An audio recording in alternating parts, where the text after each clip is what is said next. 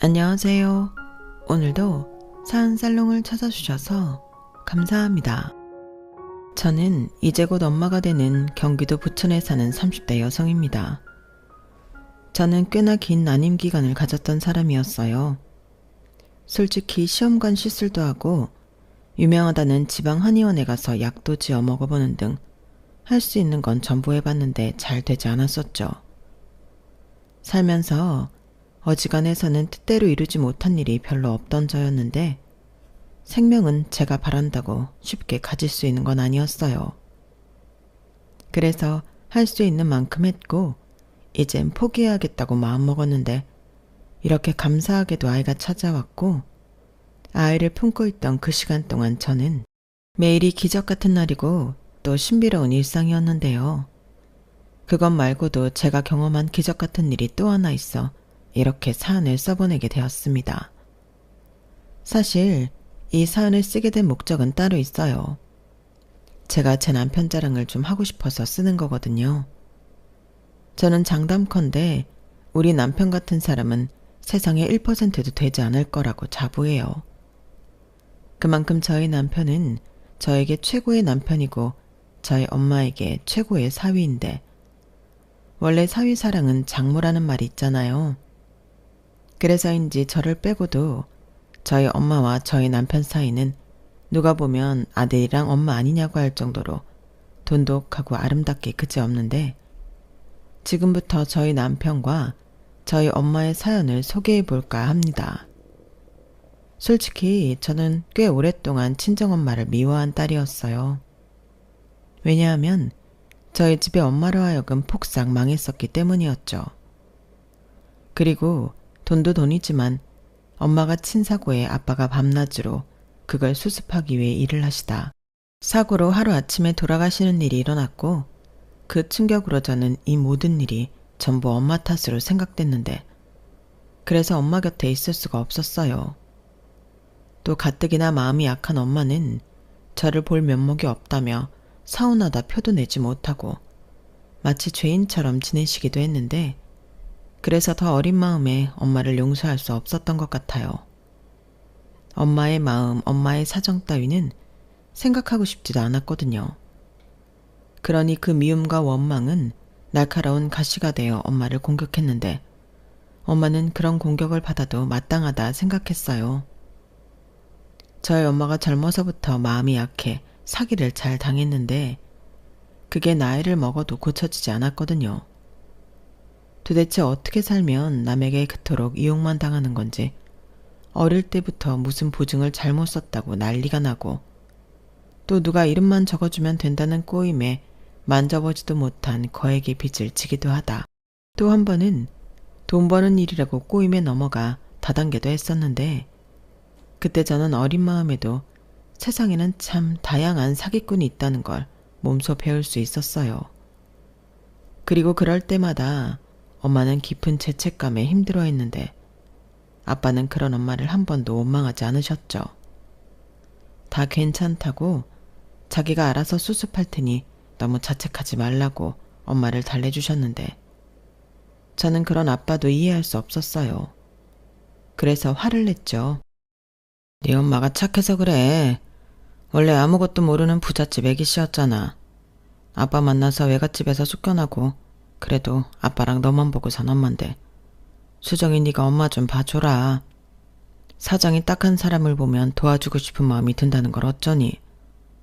아빠도 엄마의 그런 온화하고 착한 마음에 반해서 결혼까지 했는데 이제 와서 그렇게 살지 말라고 할 수도 없잖아.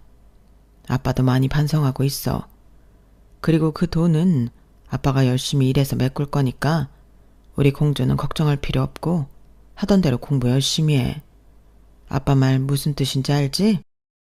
저렇게 말하며 아빠는 늘 죽으나 사나 엄마 편만 드셨는데 그걸 보면 저희 엄마는 무슨 복을 그렇게 많이 타고났는지 전생에 나라를 여러 번 구한 사람이 틀림없었어요. 그렇잖아요. 세상에 우리 아빠처럼 말도 안 되는 맹목적 사랑을 베풀어 줄 수 있는 이가 또 누가 있겠어요. 자식인 저도 그렇게는 못하겠는걸요.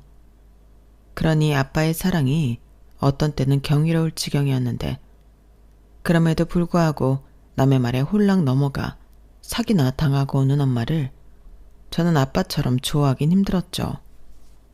그나마 다행인 건 제가 엄마가 아닌 아빠 쪽을 많이 닮았다는 건데, 그래서 저는 절대 손해보는 일 따위는 하지 않을 거라 믿어 의심치 않았어요.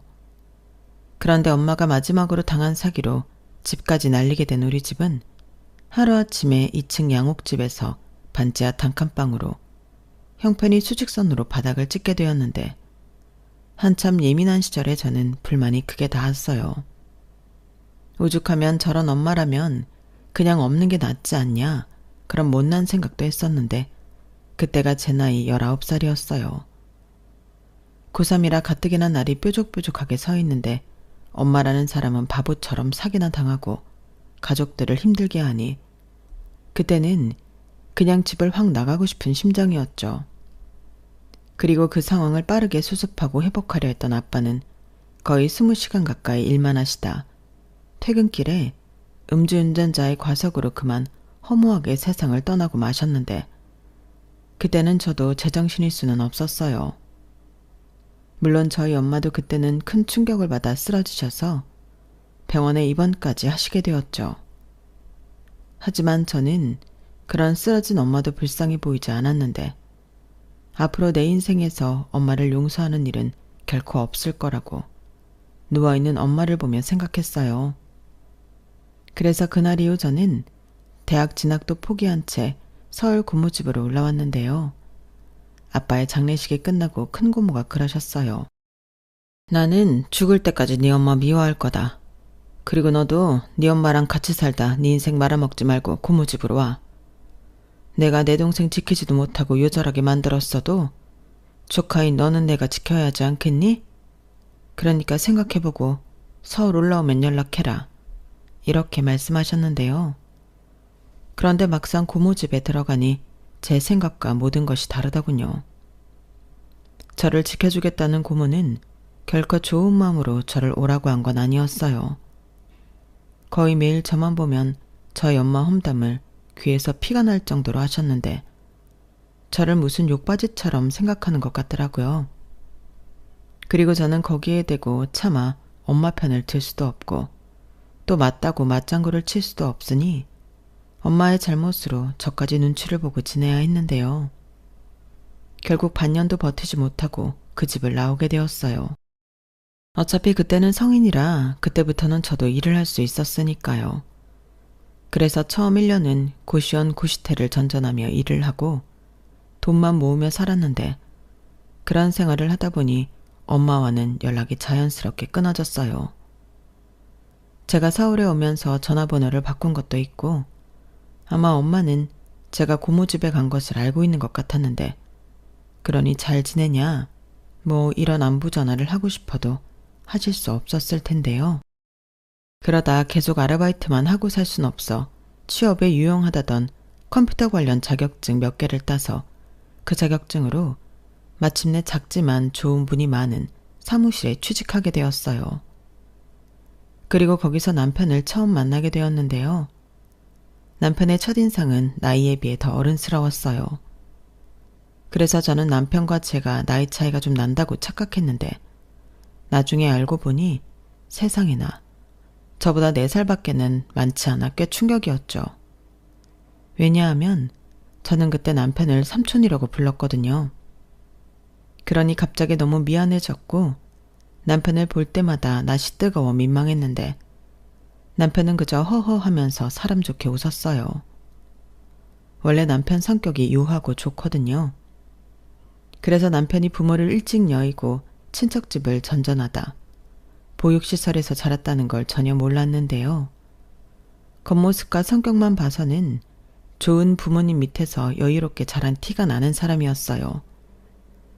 그런데 어쩌다 우연히 남편의 그런 아픈 과거를 알게 된 저는 또다시 내가 사람을 잘못 봐서 실수했다는 생각에 고개를 들 수가 없었고, 그때부터는 어쩐지 남편을 대하는 게 무척이나 조심스러워져서 피할 때도 많아졌는데, 남편은 저와 사이가 멀어지는 걸 원치 않았는지 멀어지면 멀어질수록 저에게 더 가까이 다가와주는 사람이었어요. 왜냐하면 남편은 벌써 그때부터 저를 좋아하고 있었다고 했거든요. 그렇게 저는 처음으로 남편의 마음을 알게 되었고, 그때 난생 처음으로 남자한테 고백이라는 것도 받게 되었죠. 어찌나 수줍어하던지 저까지도 마른 침이 꼴깍꼴깍 넘어갔는데 남편은 저에게 이렇게 말했어요. 저기 있잖아. 사실 나는 연애 경험도 많이 없고 수정이 너도 알다시피 고아 출신이라 자신감이 많이 없어. 네가 나를 싫어할 수도 있다고 생각은 하는데 혹시라도 그게 아니라면 우리 만나보지 않을래? 내가 가진 건 별로 없지만 수정이 너한테는 내가 가진 것 중에 제일 좋은 것만 주고 싶어. 이게 지금 내 마음이야. 라고 하더라고요. 저는 그때 무슨 마음이었던 건지 남편이 자기가 고아 출신이라는 걸 부끄럽게 생각하는 게 싫었는데, 그래서 저도 아, 정말요? 근데 저도 오빠가 생각하는 것처럼 괜찮은 사람은 아니에요. 집이 유복한 것도 아니고. 사실 저도 친척 눈치 보다가 혼자 나와서 살고 있는 거거든요. 라고 이야기했는데 생판 모르는 남에게 제 이야기를 한 건 아마도 그때가 처음이었어요. 그리고 남편은 제 말을 듣고도 저도 자기랑 같은 처지의 사람이라고 생각했는지 정말? 수정이 너도 부모님이 안 계셔? 라고 토끼 눈을 하며 물었는데 그때 잠깐 망설이다 하는 수 없이 아니 그게 아니고요. 엄마는 계세요. 안 보고 산 지 오래됐지만 라고 저는 불편하기만 한 엄마와 제 이야기를 남편에게 조심스레 털어놓게 되었어요. 근데 그게 참 말을 다 하고 난 후엔 민망하고 난감하게 그저 없었는데 이상하게 속이 참 시원한 거예요. 생각해보면 그때는 남이 할까 무조건 제 과거는 숨기고 싶었던 것 같은데 그래서 다른 사람이 저에게 괜한 관심을 갖지 않고 저에 대해 물어보지 않았으면 좋겠다고만 생각했거든요. 그러면서 무언가 숨기고 사는 게 꽤나 불편했다는 걸 깨달았는데요. 제 이야기를 처음부터 끝까지 진지하게 들어준 남편은 정말 진심으로 걱정하는 얼굴로 더 멀어지고 서먹해지기 전에 엄마와 화해하는 게 좋을 것 같다고 하더군요. 그러면서 자기는 그런 엄마라도 있으면 소원이 없을 것 같다고 했는데 솔직히 그건 남편이 괜한 오지랖을 부리는 거라고 생각했죠. 그때도 몸은 성인이지만 정신과 마음은 아직 10대의 티를 벗지 못했기 때문에 저는 남편의 그런 생각해주는 척 부리는 오지랖이 싫었는데요. 속으로 생각했어요. 자기는 부모가 없으니까 잘 모르는 거지. 세상엔 없는 게 더 나은 부모도 있다고요. 하지만 이런 제 생각은 입 밖에 꺼낸 적이 없음에도 아주 오랫동안 제 마음에 박힌 가시처럼 아프고 엄마에게 미안했는데 나중에 엄마가 저와 떨어져 지내면서 많이 힘들었다는 걸 알게 되었어요. 자기 때문에 사랑하는 가족이 모두 떠났다고. 아빠에 대한 죄책감과 저에 대한 미안함으로 TV에 나오는 자연인처럼 모든 걸 다 버리고 혈혈단신으로 숨어 지내기도 했다는데 건강이 나빠져서 엄마의 막내 동생인 이모한테 SOS를 친 것 같더라고요. 그나마 외가 식구 중에 엄마가 유일하게 연락하고 지냈던 사람이 막내 이모였는데 이모는 이참에 정신 똑바로 차리지 않으면 영영 딸 자식 얼굴도 못 보고 살 거라고 엄마한테 이를 악물고 살라고 했고 그날 이후 엄마는 다시 태어나는 마음으로 돈을 벌었어요. 그래서 이모와 반찬 가게도 차리고 나름 열심히 살고 있었는데 그러면서 저를 찾으려 무던히 노력을 하셨나 보더라고요. 하지만 고모가 네가 무슨 낯짝으로 네 딸을 찾아? 네 딸은 내가 잘 데리고 있으니까 관심 끄고 너나 잘 살아. 피 같은 내 동생 인생 그렇게 요절하게 만들었으면 너도 우리한테 죄인이다. 다시는 연락하지 마. 수정이 찾을 생각도 하지 말고. 라고 했다는데 솔직히 너무 화가 났어요. 그때는 이미 벌써 제가 그 집을 버티지 못해 나간 지 한참이 지난 후였는데 고모는 마치 그때도 저를 데리고 있는 것처럼 연락하지 말라고 했으니 엄마는 그 말을 철석같이 믿었다고 했어요. 그리고 다시 연락을 해볼 생각도 못하고 그저 딸인 제가 자기를 찾아오면 돈이라도 쥐어줘야지 하는 마음에 악착같이 살았다고 했는데요. 그래서일까요? 제가 집을 나왔을 때 엄마의 모습과 제가 다시 엄마를 마주했을 때의 모습은 정말 많이 달랐어요. 그때 이모가 네 엄마 고생 진짜 많이 했어. 하루 온종일 너만 생각하고 너만 걱정하면서 살았어. 그건 내가 보장해. 그러니까 수정이 너도 네 엄마 그만 용서해줘라. 이젠 네 엄마 순진하게 사람한테 속지도 않고 때도 많이 탔어. 라고 했는데요. 정말로 엄마가 그동안 어떻게 살았는지 말을 하지 않아도 알 것 같은 모습이었어요. 그리고 그게 제가 남편과 연애 5년 후에 결혼을 결심하고 처음으로 엄마를 찾아간 날이기도 했는데 그땐 정말 떨려서 잠도 설치고 거의 뜬 눈으로 날을 새고 엄마가 있다는 곳에 가게 되었어요. 사실 저는 어차피 시댁도 없고 저도 친정이라 할 곳이 없으니 결혼식은 생략하고 혼인신고만 하고 살아도 된다고 생각했거든요. 둘이 어디 경치 좋은 곳에서 셀프 웨딩 사진이나 좀 찍고 같이 살아도 무방하다고 생각했는데 남편은 그건 아니라고 했어요. 둘 다 고하면 모를까 나중에 저희 엄마가 알면 속상하다고요. 그래서 솔직히 내키지는 않았지만 떠나온 단칸방에 있던 그 동네를 시작으로 엄마를 찾아보게 되었는데 그다지 힘들지 않게 엄마가 있는 곳을 알 수 있었어요. 엄마가 언제고 제가 찾아오면 자기한테 연락 좀 해달라고 여기저기 자신의 연락처를 뿌리고 갔더라고요. 그리고 모든 일을 다 잊고 혼자 자연 속에서 살겠다고 다짐했을 때도 새끼인 제가 엄마인 당신을 찾을까 핸드폰만큼은 꼭 챙겨서 갔다고 했는데 그러고 보니 엄마의 연락처는 제 기억 속에 남아있는 그 번호 그대로였죠. 그러니 제가 엄마와 연락이 닿은 건 그다지 어려운 일은 아니었는데요.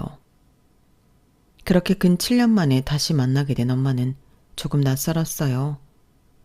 겉모습도 그렇고 어쩐지 성격도 예전에 비해서는 훨씬 단단하게 느껴졌는데 이모 말처럼 사회 때가 좀 타서 그런 건지는 몰라도 분명한 건 옛날에 물러터지고 순진해서 사기만 당하던 모습보다는 훨씬 나았다는 거였어요. 그리고 그때는 저 역시도 고아 출신 남편을 엄마에게 소개해야 하는 입장으로 마음이 약한 엄마가 제가 사랑하는 남자를 너그럽게 봐주면 좋겠다고 생각했는데요. 아니 웬걸? 엄마는 저를 7년 만에 만나 벅찬 감동을 넘어 남편의 사연을 알고는 마치 수도꼭지가 고장난 것처럼 눈물을 멈추지 못하셨어요. 그러는 거 보면 사람의 천성은 절대로 변하는 건 아닌 것 같더라고요. 그 뒤로 지독한 사위사랑이 시작되었는데 남편은 다시금 부모가 생긴 것 같다며 행복해했죠. 그러면서 장모님 말고 엄마라고 불러. 나도 평생 아들이 있었으면 했거든. 재준이 엄마 아들 하자. 아들 같은 사이 말고 진짜 아들 해. 라고 했는데 그때 남편은 감동을 했고 저는 발끈했는데요. 당연하죠. 엄마 때문에 저희 관계가 연인 사이에서 남매가 될 판이잖아요. 엄마, 말이 이상하잖아. 그럼 우리가 남매라는 거야? 남매끼리 결혼하는 거 봤어? 엄마 오바 좀 하지 마. 아들 같은 사위 딱 거기까지만 해. 라고 진심 화를 냈는데 옆에서 이모가 어찌나 배꼽을 잡고 깔깔 웃던지 설마 네 엄마가 네 남편 뺏어다가 아들 삼겠냐? 그냥 예쁜 사위한테 엄마 해주고 싶어서 하는 말이지. 애가 왜 이렇게 융통성이 없어? 라고 하는데 괜히 저만 민망해졌다니까요. 아무튼 그런 계기들로 저랑 엄마의 사이는 7년의 공백을 메워가기 시작했는데 저희 엄마는 저희 결혼식에도 행여 아들 같은 사이가 상처받을까 혼주석도 없애고 다른 하객들과 같이 앉겠다고 하셨어요. 어차피 저도 아빠가 안 계시니 저희는 둘이 동시 입장했는데 저희 엄마가 벌떡 일어나 누구보다 큰 축하와 축복을 해주셨죠. 그래서 양가 부모님 사진을 찍을 땐 저희 엄마가 저희 부부 사이에서 팔짱을 끼고 세상 다 가진 데 놓으셨는데 저는 그 사진이 제일로 좋아서 지금까지도 그 사진을 거실 벽에 걸어놓고 있답니다. 저희 남편도 그 사진이 제일 잘 나왔다고 좋아하거든요. 그리고 저희는 서울 신혼집에서, 그리고 저희 엄마는 서산에서 떨어져 지냈는데요. 원래도 떨어져 살았는데 결혼 후에는 그 거리가 무색하리만큼 자주 왕래하며 만났어요. 사람 마음이 진짜 이상한 게 그렇게 평생 용서하지 않고 볼 일 없다고 생각한 저였는데 엄마는 엄마라고 애틋한 마음이 생기더라고요. 아마도 고모에게 느꼈던 배신감과 엄마 없이 지냈던 서러움이 남편을 만나 엄마를 받아들이게 한 것만 같았는데요. 엄마 역시 지난날을 매일같이 후회한다며 자기는 하늘나라에 가서도 아빠만 만날 수 있으면 지옥 불구덩이도 뛰어들 수 있다고 했어요. 그래서 그런 일들을 겪으며 착한 것도 죄라는 마음에 평생 써보지도 않았던 색안경과 편견을 갖고 사람을 멀리하며 지냈다고 했는데 또 장사를 할 때 보면 그런 것도 아니었어요. 아, 왜 이렇게 오랜만에 왔어? 얼굴 보니까 어디 아프기라도 했던 거야? 안 되겠다. 오늘 장조림이랑 오이지 많이 했거든? 이거 내가 서비스로 줄게. 가서 밥 좀 푹푹 많이 먹어. 어이 총각, 매일 그렇게 고기만 사가고 가면 어떡해. 이거 내가 돈 안 받을 테니까 나물 반찬 좀 챙겨가. 골고루 먹어야지. 이거 내가 떠리로 주는 거 아니고 아까 점심시간에 새로 무친 거거든? 그니까 가서 고추장만 넣고 비빔밥을 만들어 먹든 즉석밥에 반찬으로 먹든 좀 먹어. 이렇게 손님이 말하기도 전에 본인이 퍼주기 바빴는데 저희 이모도 저건 어쩔 수 없다고 고개를 절레절레 흔들었어요. 뭐 그 덕에 인심 후한 사장님이라고 단골이 많기도 했는데 음식 솜씨는 저희 이모랑 엄마가 진짜 좋거든요. 그래서 결혼 후에도 저희 부부도 제가 음식을 잘하지 못해 음식을 받아서 먹었는데 그럼 정말 소 돼지라도 키우는 건지 두 사람 먹는데 택배 기사님도 힘들어할 만큼 많은 양의 국과 반찬이 배달되어 왔어요. 덕분에 저도 그렇게 반찬들이 오는 날에는 이웃들에게 나눠드리게 됐는데 다 먹지 못해서 버리게 되면 그것도 아깝고 곤란한 일이니 엄마 덕에 선심을 쓰게 되었어요. 그러자 그 덕에 이웃들에게 매번 고맙다고 과일도 받고 감자나 고구마, 옥수수 같은 것도 받으며 꽤 잘 지내게 되었는데요. 그럴 때마다 자주 듣는 말이 있었어요. 근데 애기는 언제 가죠? 애기 울음소리 들어본 적이 한참 됐는데 어디 애기 소리 좀 들어보자. 시끄럽다고 민원 넣고 그러지 않을 테니까 하나 낳아봐. 아니다. 이왕이면 둘 셋 낳고 내가 애기 보는 거 도와줄게. 이런 식으로 아이 언제 가지냐? 한 살이라도 어릴 때 애를 갖는 게 좋다 하시며 불필요한 관심을 주시기도 했는데 둘 다 아이 생각이 없는 건 아니라서 그때부터 조금씩 초조함을 느끼게 되었어요. 저는 우리 부부가 그래도 나이가 많은 것도 아니고 마음만 먹으면 언제든 아이를 가질 수 있을 거라고 생각했거든요. 그런데 뭐가 문제인 건지 자연 임신은 한 번도 성공한 적이 없었고 산부인과 검사를 받아도 둘 다 문제가 없다며 열심히 노력해보다 정 안 되겠으면 시험관 시술을 고려해 보려고 했는데요. 그렇게 저희 난임 기간이 시작되었어요. 시험관 시술이라는 것도 진짜 아프고 힘들더라고요. 그래도 소중한 생명을 갖는 거니 그 정도는 감수해야 한다는 마음으로 참고 견뎠는데 2번 정도 임신에 성공했으나 초기에 유산을 하면서 저는 몸도 마음도 우울해졌어요. 그때 남편이 언제든지 포기해도 된다고 했는데 저는 포기가 되지 않았죠. 왜냐하면 이렇게 임신이 어려울지 모르고 남편과 이세 계획을 세우며 주고받은 말들이 있었는데 그때 남편은 아이를 최대한 많이 낳아서 북적북적하게 살고 싶다고 했어요. 그게 자기의 꿈이었다고 하면서요. 그러면서 어린이날은 뭘 하고 크리스마스엔 자기가 직접 산타 분장을 해서 나타나 아이들에게 선물을 주겠다는 등 별의별 이야기를 나눴는데 저는 내심 꼭 그런 가정을 만들어 남편의 꿈을 이뤄주고 싶었어요. 그런데 둘 셋은 고사하고 한 명도 이리 갖기가 어려웠으니 너무 우울했는데 거기에 남편은 또 둘만 재미있게 살아도 된다고 하니 그 말을 믿을 리가 없었어요. 거기에 엄마는 애타게 손주 소식을 기다리면서도 행여 제가 신경 쓸까봐 마음에도 없는 거짓말을 했는데요. 엄마는 손주보다 니들이 더 중요해. 손주야 없어도 상관없지. 그러니까 너 힘들면 그만해라. 이렇게 말하는 엄마였지만 이모한테는 왜 임신이 안 되는지 모르겠다고 침울해 하셨어요. 그걸 또 제가 못 봤으면 좋았는데 우연히 보게 되었고 그 후로는 마음이 좋지 않더라고요. 해서 저희 부부는 제가 우겨서 난임센터도 다니게 되었는데 성공 사례도 있긴 했지만 어려운 사람들이 더 많았으니 저희 부부도 그렇게 될까 마음이 늘 무거웠어요. 그리고 밖에서 애기들만 보면 그렇게 눈에서 눈물이 나왔는데 남편이 그 모습을 보더니 우리 이제 진짜 그만하자. 애기 없어도 상관없어.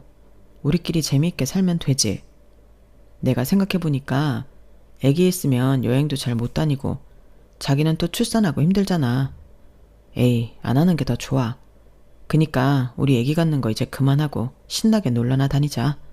라고 했는데 저는 그런 남편이 고마우면서도 미안해서 아무런 대답을 하지 못했어요. 그런데 그런 난임 기간을 무려 7, 8년 겪다 보니 몸과 마음이 축 나서 제 스스로도 안 되는 건 안 되는 거니 이쯤 했으면 포기할까 하는 마음이 들었고 며칠 끙끙 앓고 털고 일어나려 했는데 그때 충격적인 일이 벌어졌어요. 그건 바로 알아누웠다는 딸 소식에 보양식을 바리바리 싸들고 서울로 온 엄마가 아빠처럼 교통사고를 당했다는 연락을 받게 되었는데 어찌나 손발이 덜덜 떨리고 심장이 튀어나올 정도로 요동을 치는지 저는 그 자리에서 아무것도 하지 못했고 소식을 접한 남편이 나서서 저 대신 이리 뛰고 저리 뛰고 했는데요. 저희 엄마는 곧장 응급수술을 받게 되었어요. 하지만 출혈이 너무 많았기 때문에 살 확률이 20%밖에는 되지 않는다고 병원에서 말했고 저는 무너지고 말았어요. 이렇게 엄마까지 잃어버리는 건가 너무 공포스러웠는데 남편은 무슨 말이냐고 절대 그런 일 없다고 자기는 엄마를 믿는다고 저도 엄마를 믿으라고 했는데 그때 남편의 목소리도 떨리고 있었어요. 하지만 자기가 무너지면 안 된다고 생각했는지 가까스로 버티며 홀로 수술실 앞에서 망부석이 된 남편이었는데요. 그러면서 저는 힘들다고 집에 가서 쉬고 있으라고 하더군요. 제가 그때 몸도 별로 좋지 않고 아무런 준비도 없이 병원에 왔기 때문에 남편은 집에 가서 있다가 자기의 연락을 기다렸다가 필요한 것들을 좀 챙겨오는 게 어떻겠냐고 했는데 저는 싫다고 했어요. 우리 엄마 딸인 내가 있어야지 그런 생각이 들었거든요. 하지만 남편은 이런 거 길게 봐야 해. 그리고 자기랑 내가 한 몸인데 내가 있으면 자기가 있는 거지. 지금은 모든 가능성을 열어두고 우리가 거기에 맞춰서 대응하는 게 최선이야.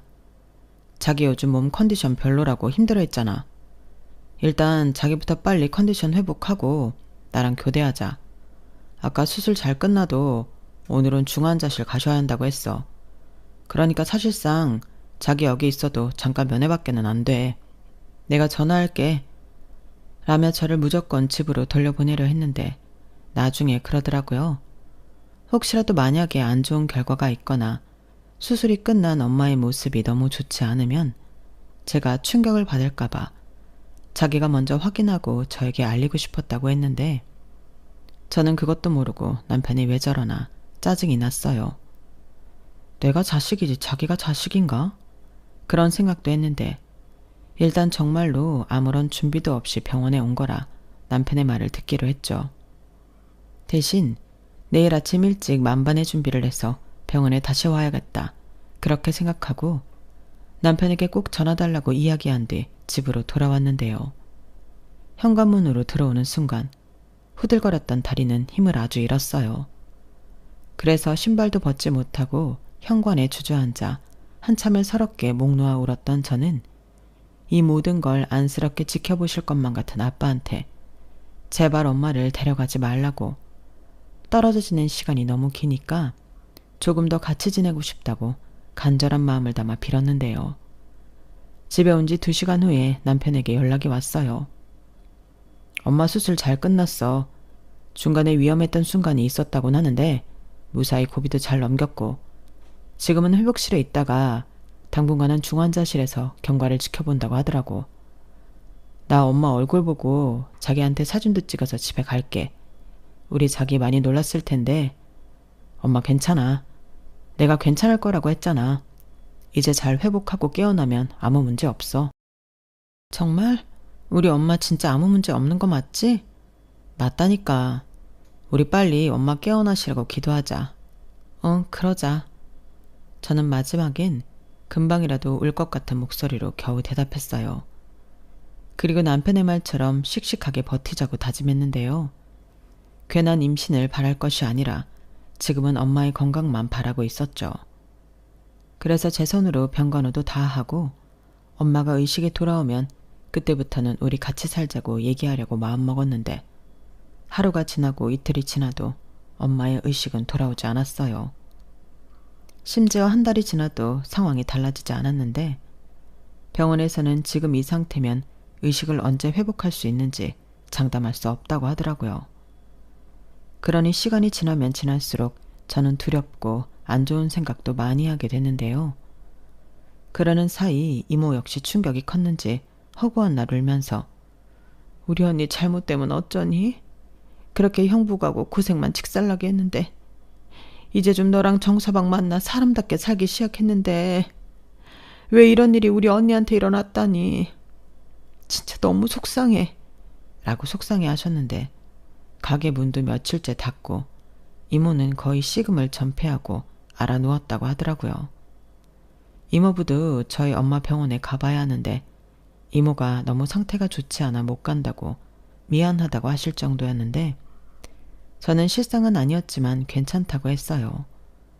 사실 이모를 보면 제가 와르르 무너져 울 것 같기도 했거든요. 그리고 엄마가 사고를 당한 후 저는 제가 이렇게 마음이 약하고 눈물이 많은 사람인 줄 처음 알았는데 그 피가 어디로 가나요? 저 역시 엄마 딸이 맞더라고요. 그리고 그럴 때마다 제 자상한 남편은 저를 필사적으로 지켜줬는데 남편은 매일 저에게 괜찮다고 엄마가 피곤하셔서 밀린 잠을 자는 거라며 가진 핑계를 만들어 저를 위로했죠. 저도 남편의 마음을 알았기에 맞다고 우리 엄마 곧 깨어나실 거라고 둘이 눈물이 그렁그렁해서는 애써 웃으려 했는데 그렇게 시간이 흐르다 보니 한 달 가까운 시간이 되었어요. 다행이라고 해야 하나.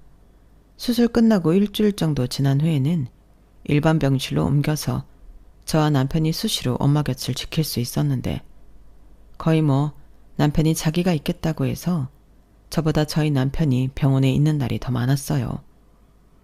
대신 평일 낮 시간은 남편이 일을 가야 하니 제가 있었어요. 저는 임신 준비를 하면서 일을 그만뒀기 때문에 낮 시간엔 엄마 곁을 지킬 수 있었죠. 그리고 휴일은 항상 남편이 24시간 엄마 곁을 지키고 싶어 했는데요.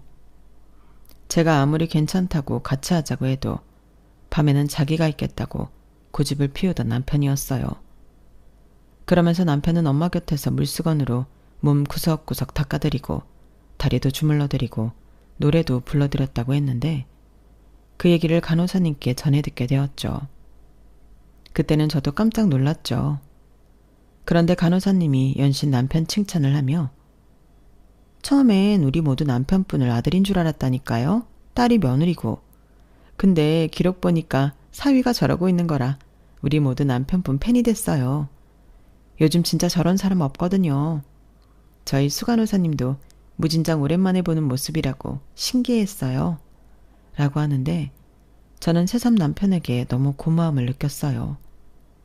친자식도 하기 힘든 일을 저렇게나 정성을 다해 하다니 저도 제 남편의 진심에 눈물이 나올 지경이었는데 그래서 그 이후로 저는 저의 거실 벽에 걸린 것처럼 엄마 사랑을 남편과 공유하며 아주 오랫동안 행복하고 싶다는 꿈을 꾸게 되었어요.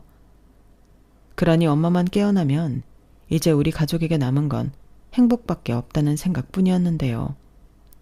그렇게 엄마 의식이 돌아오길 기다리던 시간이 길어지면서 저희는 어쩔 수 없이 병원이 아닌 요양시설을 알아볼 수밖에 없었어요. 그즈음 저보다도 남편이 살이 너무 많이 빠져 있었어요. 얼마나 살이 빠졌냐면 옷들이 전부 커서 못 입을 정도였는데 새 옷을 사지 않으면 입고 다닐 옷이 없는 판이었죠. 그래서 그날은 남편 옷 좀 사려고 근처 아울렛을 돌고 있었는데 남편의 다급한 전화가 걸려왔어요. 엄마가 깨어나셨다면서 저더러 빨리 병원에 오라고 했죠. 저는 정말 만세라도 외칠 기세로 정말? 하고 외쳤고 불이 나게 택시를 잡아 타고 병원으로 갔죠. 그러자 정말로 의식을 찾은 엄마가 저를 보고 빙그레 웃으시는데 저는 아이처럼 달려가 엄마를 안았어요. 엄마, 내가 얼마나 기다렸는지 알아? 왜 이렇게 늦잠을 오래 잤어? 나 무서웠잖아. 아휴, 우리 딸, 엄마 못 깨어날까봐 무서웠어? 엄마가 시간이 이렇게 많이 지났는지 몰랐네. 미안해. 우리 아들도 병간호 시켜서 미안해.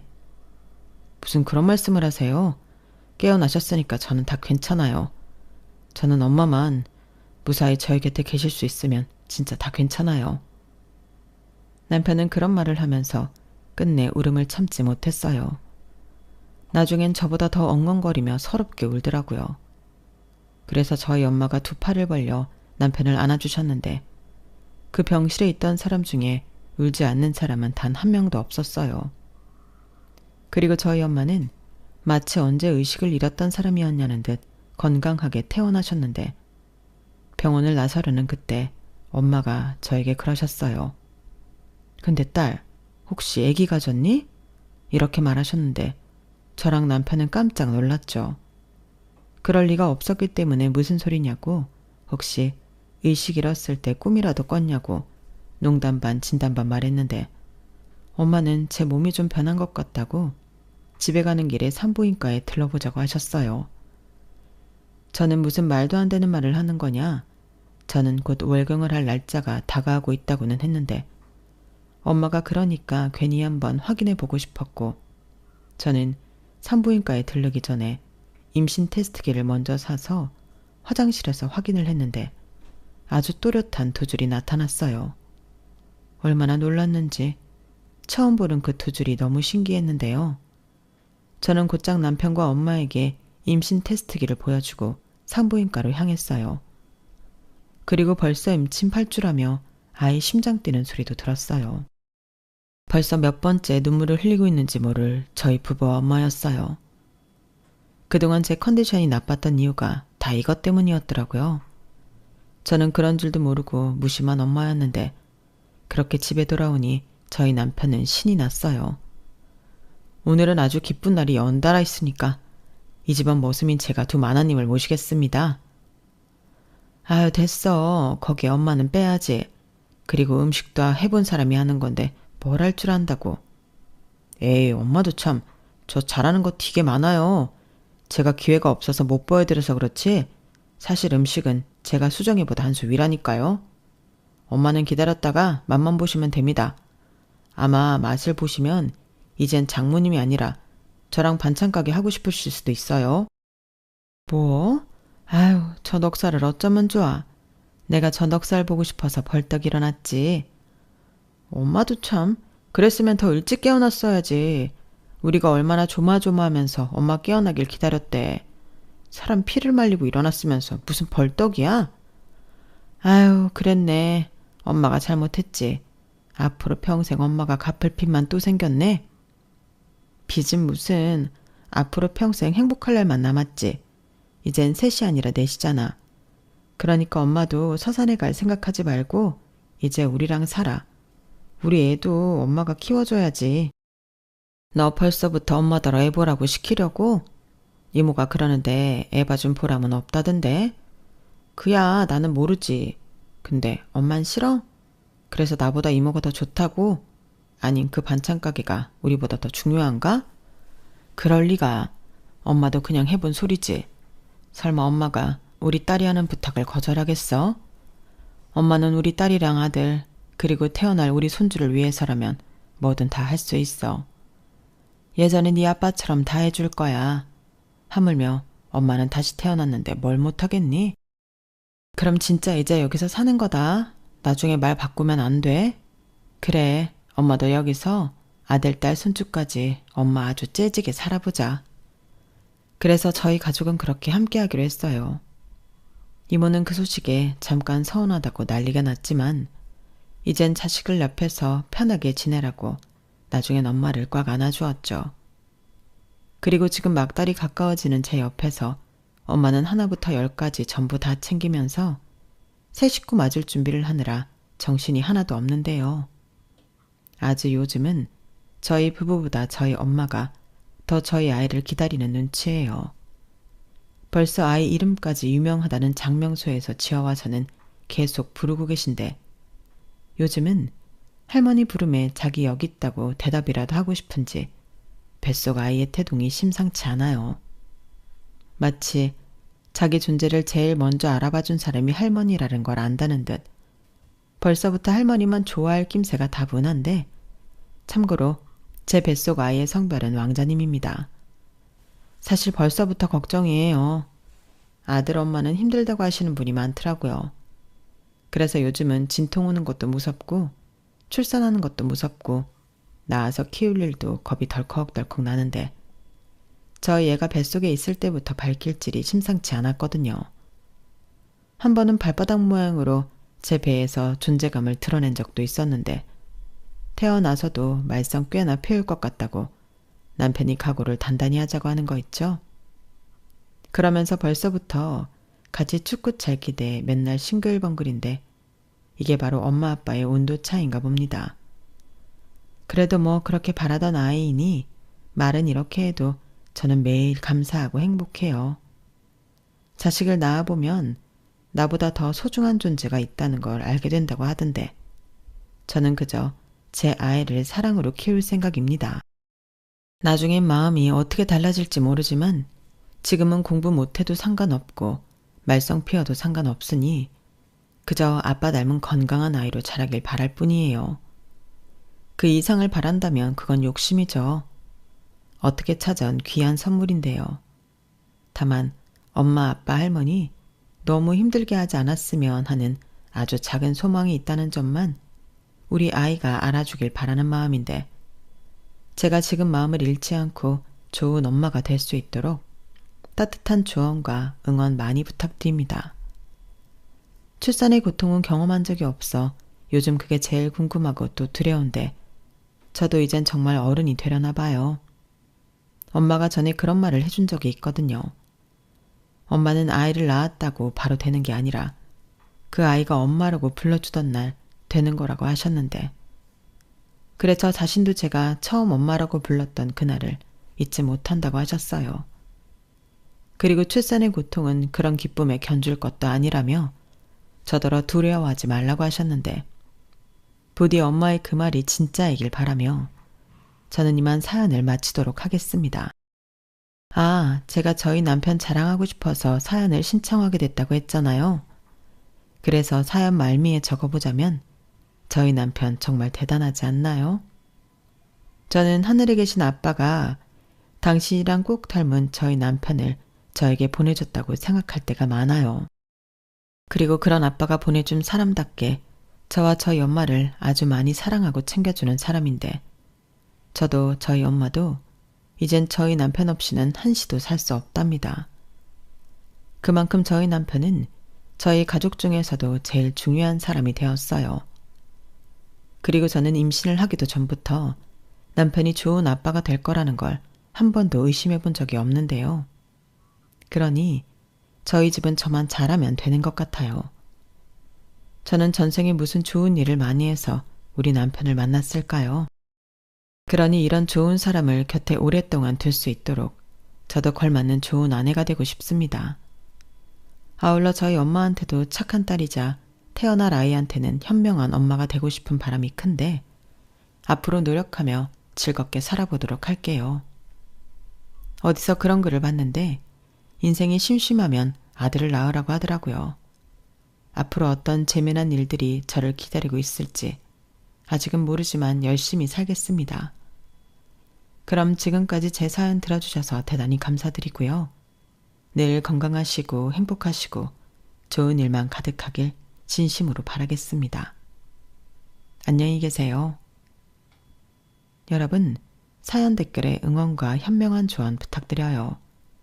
좋아요와 구독은 저에게 큰 힘이 됩니다. 오늘도 좋은 일 가득하세요.